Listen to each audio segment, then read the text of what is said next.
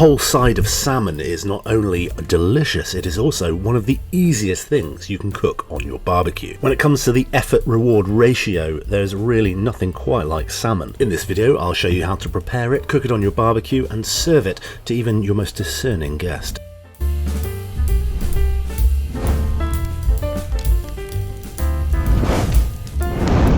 Hello, and if you're new here, I am Ed, and if you're not new here, I am still Ed, because that's how names work. I bought this salmon from my local farm shop, but if I'm totally honest, I also bought a very similar one from Aldi for £11.39, and I couldn't really tell the difference. But that would ruin the narrative that I'm going for, which is a fully farm shop meal. All the ingredients I buy are just from this one farm shop, starting with some very expensive sauce. Also these Ritz crackers, I'll tell you why later, and some potatoes. These are from Cornwall. I love Cornwall. I love potatoes, so here we go, Cornish new potatoes. Bit of a struggle doing it with one hand because I was filming. Then let's get some greenery to keep the doctor happy by way of some tenderstem broccoli, and then carrots. Now, confession time here, I bought these carrots because they were lovely and orange and looked great. Didn't end up using them in the final dish, so forget they ever happened. Grab myself a lemon, because I've seen chefs put lemon on fish before, and drive home. Once home, I slam down my salmon like a good YouTuber, then show you all what a good deal I got from this Norwegian salmon.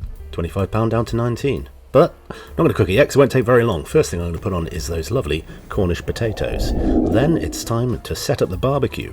Couple of woodies there, my sous chef alongside as always, and then I'm going to fill up a chimney with some restaurant grade Big K charcoal. Oops, missed that first bit there, but then I'll collect that later.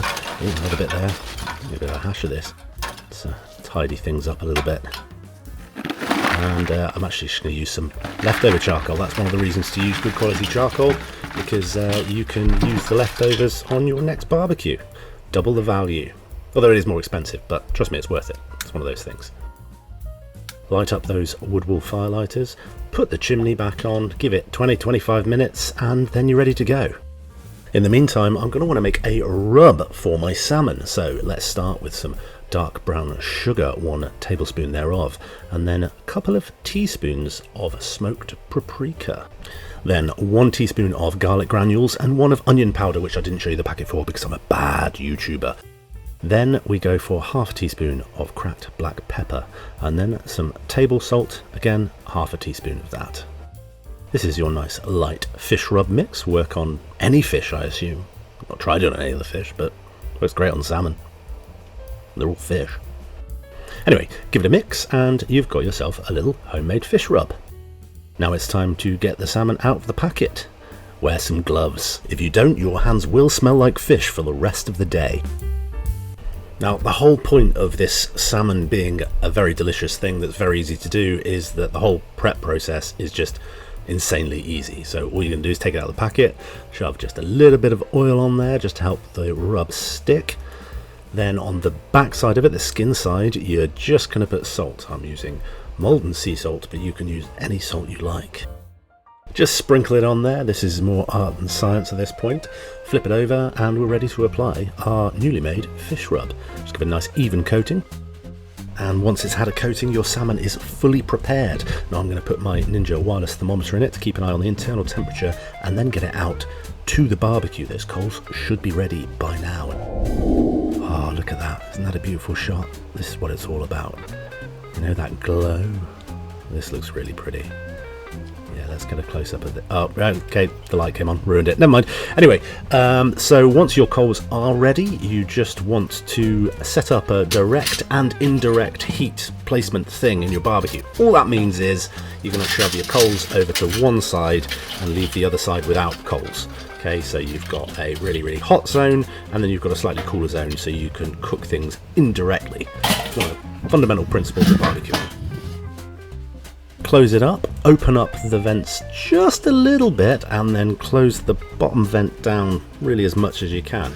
We're going to cook this salmon nice and slowly. After about 10 minutes of the thing, I suppose preheating, I'm going to put it on. I actually took out that thermometer that I put in earlier because it was out of battery, so couldn't use it, but never mind. We're still going to keep a good eye on this thing for the internal temperature, because that is one of the most important things with salmon. Don't overcook it. While that's cooking, we will throw on our veg and pop our sauce into the microwave. But let's talk for a moment about what temperature to cook this fish to, because I think it's very important. Now, the official guidance for fish is 63 degrees.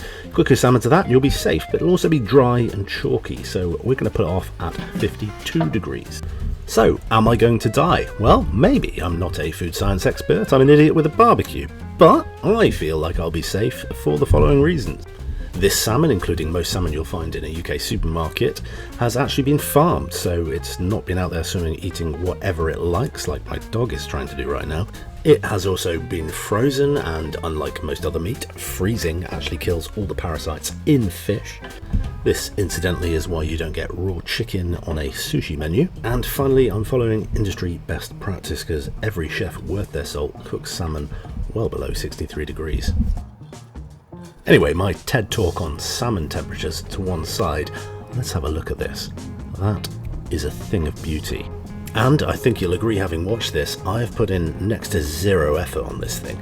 This really is one of the easiest things you can cook on the barbecue.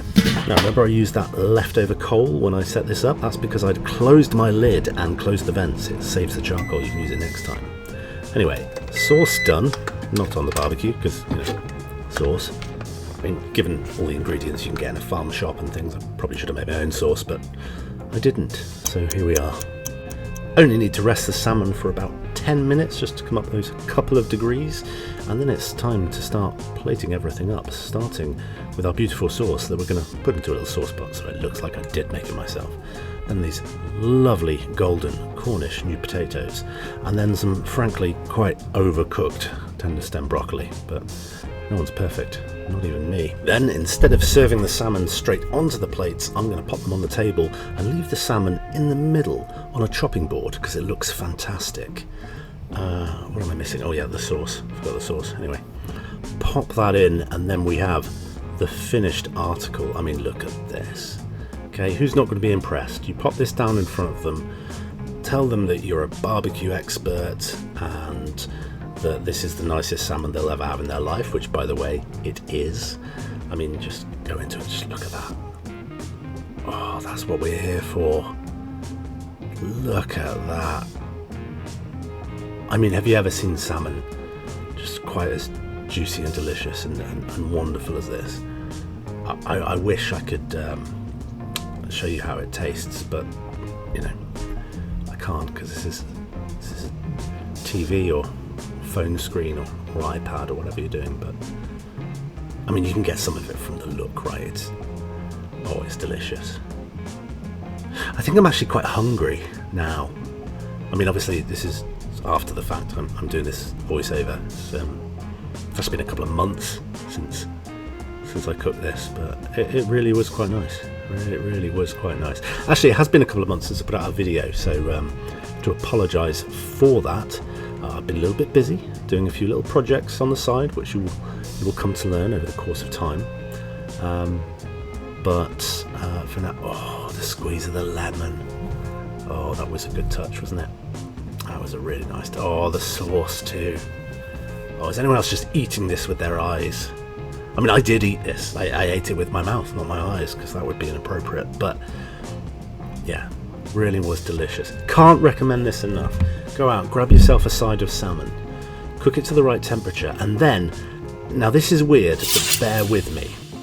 Now, I got this tip from Norfolk Smoke Pit on Instagram. She said, salmon, oh, dropped it, never mind. Salmon on a Ritz cracker will change your life. And I thought she was mental, but I thought I'd give it a go in the name of science. So I stacked some of this salmon on a Ritz cracker and tried it. And oh my goodness, this was incredible. Or as she would say, it was delicious. She swears a lot.